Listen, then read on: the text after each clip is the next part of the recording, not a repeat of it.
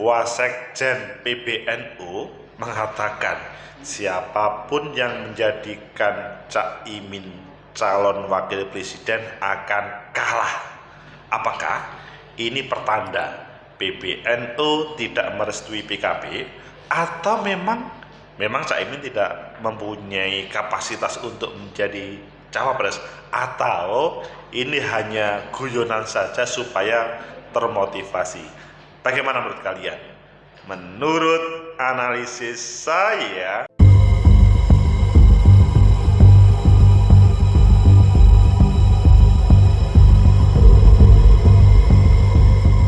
Assalamualaikum warahmatullahi wabarakatuh. Salam sejahtera untuk kita semua. Pecinta masa depan negeri, tegakkan kebenaran, lawan ketidakadilan. Ketika ngomong tegakkan kebenaran, teringat masih kata Gus Dur, membela yang benar. Itu adalah identitas PKB. Dan pada kesempatan ini kita membincangkan apa yang disampaikan oleh Sekjen PBNU, yaitu siapapun yang menggandeng Caimin cawapres itu akan kalah, sebagaimana yang ada di JPNN. Meskipun kita juga bisa membuka beberapa referensi misalkan di CNN Indonesia, PBNU bantah Caimin tak pernah ada mandat khusus bagi PKB.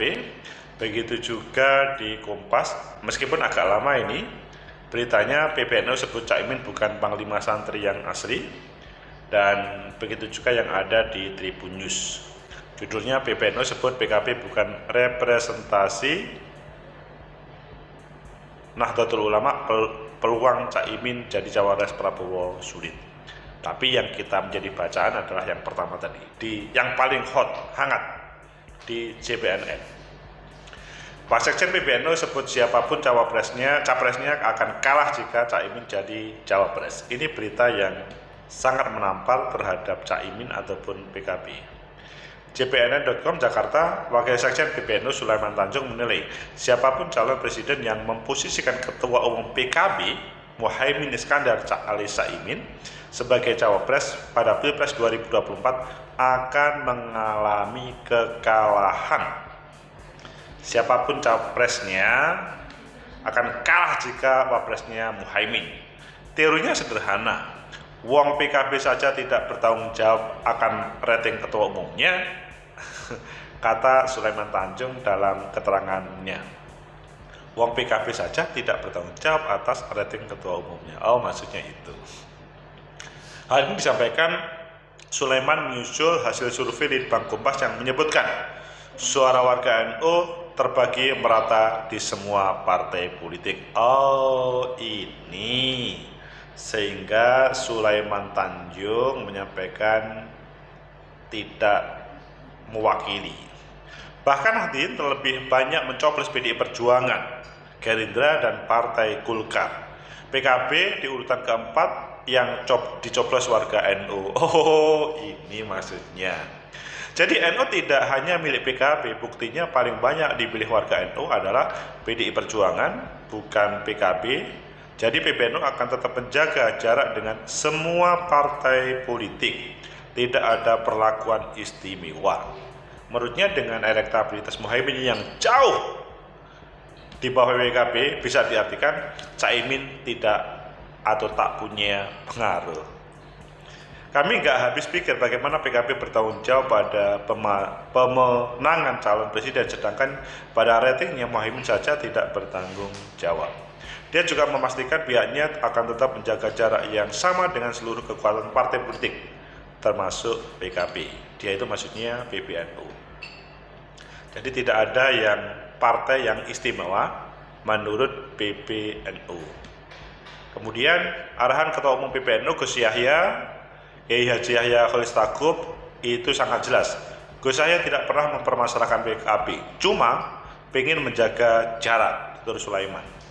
Tak hanya itu, dia juga membantah omongan pengamat politik Fahri Ali di sebuah stasiun televisi yang menyebut bahwa pernyataan apapun Ketua Umum PBNU Kiai Haji Yahya Kholilistakuf tidak berpengaruh pada PKB.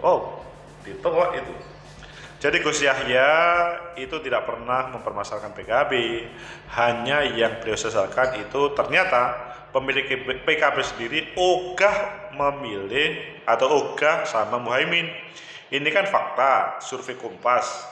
PKB 7% dari Muhaimin, hanya 0,4%. Jomplang pungkas Sulaiman. Pecinta masa dalam negeri, tegakkan kebenaran, lawan ketidakadilan. Itulah yang disampaikan Wasekjen PBNU. Jadi dinamika yang terjadi sangat menarik karena saling memastikan bagaimana PBNU nantinya, bagaimana PKB nantinya. Dan bagaimana menurut kalian? Apakah, tadi kan pada awal ada 3 pertanyaan, apakah memang ini pertanda bahwa Caimin tidak layak dijual, atau memang hanya untuk memotivasi, atau memang PBNU itu punya pilihan lain, atau punya yang lain? Menurut analisis saya, pertama, apa yang disampaikan oleh Wasekjen PBNU Sulaiman Tanjung itu adalah semacam klarifikasi kepada hasil survei yang dilaksanakan oleh Kompas. Jadi Wasekjen PBNU Sulaiman Tanjung itu mendasarkan apa yang dilakukan oleh Kompas, maksudnya Litbang Kompas survei yang mengatakan bahwa warga NU memposisikan PKB itu dipilih nomor 4. Sesudah, dalam bahasanya itu adalah pertama memilih PDI Perjuangan, bukan PKB.